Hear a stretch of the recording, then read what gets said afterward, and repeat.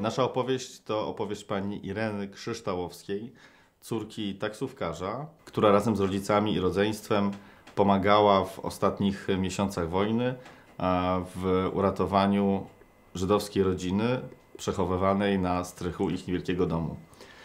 Żydowska rodzina Banderów wspominała potem po wojnie, że krzyształowscy dzielili się z nimi wszystkim, co mieli, a sami mieli naprawdę bardzo niewiele, bo to ostatnie lata wojny to było tak naprawdę czekali na śmierć, która mogła zdarzyć się w każdym momencie. Uratowali z zagłady trzyosobową rodzinę borysławskiego lekarza Eliasza, jego żonę Reginę oraz małego syna Mirona. Po wojnie ta rodzina wyjechała do Łodzi, później do Niemiec i wreszcie do Stanów Zjednoczonych, gdzie Eliasz nostryfikował swój dyplom lekarski, a Miron został profesorem na Uniwersytecie Kalifornijskim w Los Angeles. Jak wojna wybuchła, miałam 9 lat.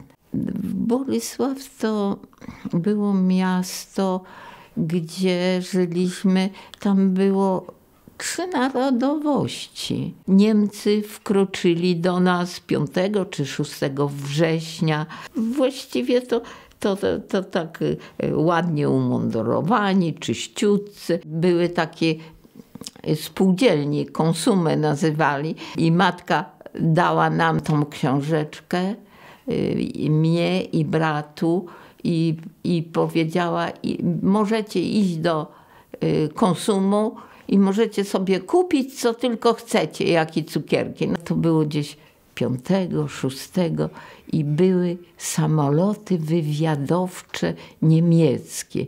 I za nami cała grupa, bo chodźcie, my idziemy do konsumu po cukierki. Chłopcy zaczęli machać rękoma. Nie wiem, czy ci w tym samolocie nie widzieli, że to dzieci. I jeden pociągnął karabinem. Także jeden z chłopców był raniony w brzuch. I biedny taki 8-letni, 5-letni obciążyli mamę, że dała tą książeczkę i te dzieci leciały.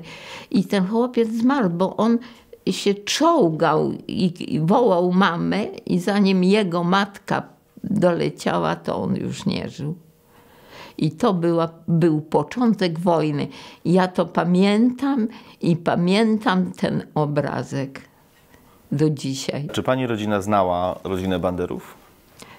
Ojciec mój znał, bo o ile chodzi o Eliasza, to mój ojciec zna, tak jak kolegę go traktował.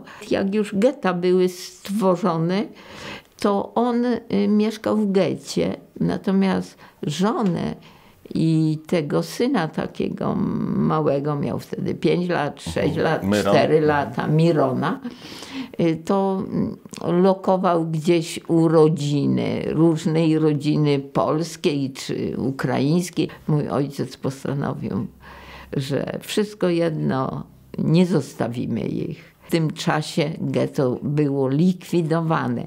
Z getta zabierali do lasu, wozili i resztę do obozów.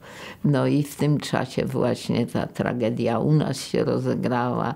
Ojciec już wcześniej wiedział, bo rozmawiał z Eliaszem i tam ten strych przygotowywał, bo to był styczeń, zimno. Więc tam ogacił go, jakieś materace ściągnął i oni tam po prostu zostali ulokowani i trzeba było się dzielić tym, co mieliśmy. Mama gotowała, ja tam zanosiłam.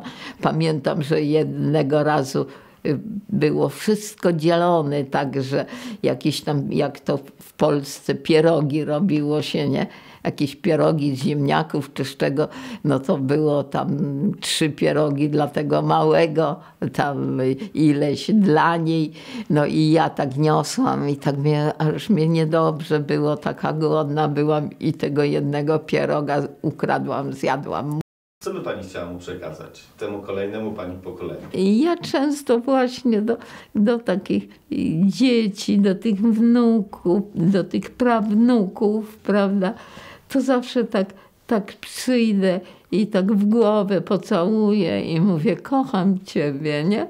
I uważam, że jakby ludzie byli życzliwi sobie, to naprawdę nie byłoby ani antagonizmu, ani takich zazdrości, ani tego pędu dzisiaj do pieniędzy, bo pieniądze są potrzebne, na pewno potrzebne do życia, ale szczęścia ci nie dadzą.